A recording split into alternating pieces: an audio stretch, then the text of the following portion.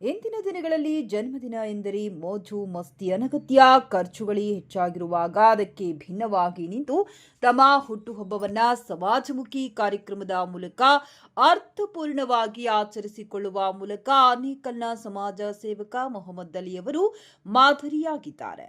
ಪ್ರತಿ ವರ್ಷವೂ ಯಾವುದೇ ಅದ್ಧೂರಿತನವಿಲ್ಲದೆ ಬಡವರ ಮುಖದಲ್ಲಿ ನಗು ಮೂಡಿಸುವ ಏಕೈಕ ಉದ್ದೇಶದಿಂದ ಒಂದು ವಿಶಿಷ್ಟ ಸಮಾಜ ಸೇವೆ ಮಾಡುತ್ತಾ ಬಂದಿರುವ ಮೊಹಮ್ಮದ್ ಅಲಿ ಈ ಬಾರಿಯೂ ಸಹ ತಮ್ಮ ಜನ್ಮದಿನದ ಅಂಗವಾಗಿ ಸಮಾಜದ ಕಳಕಳಿಯನ್ನ ಮೆರೆದಿದ್ದಾರೆ.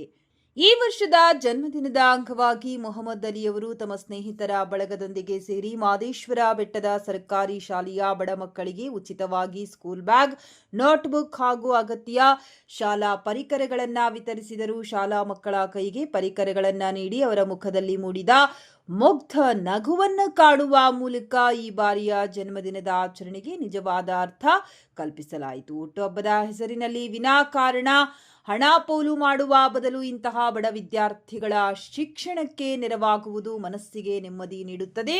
ಮಕ್ಕಳ ಮುಖದ ನಗುವೆ ನನಗೆ ಸಿಕ್ಕ ದೊಡ್ಡ ಹುಟ್ಟುಹಬ್ಬದ ಉಡುಗೊರೆ ಎಂದು ಮೊಹಮ್ಮದ್ ಅಲಿ ಸಂತಸ ವ್ಯಕ್ತಪಡಿಸಿದರು.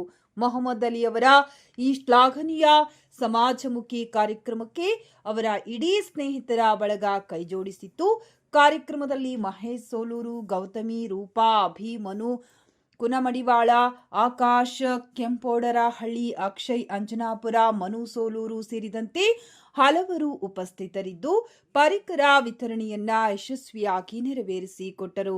ಮೊಹಮ್ಮದ್ ಅಲಿ ಅವರ ಈ ಕಾರ್ಯಕ್ಕೆ ಸಾರ್ವಜನಿಕ ವಲಯದಲ್ಲಿ ವ್ಯಾಪಕ ಪ್ರಶಂಸೆ ವ್ಯಕ್ತವಾಗಿದೆ.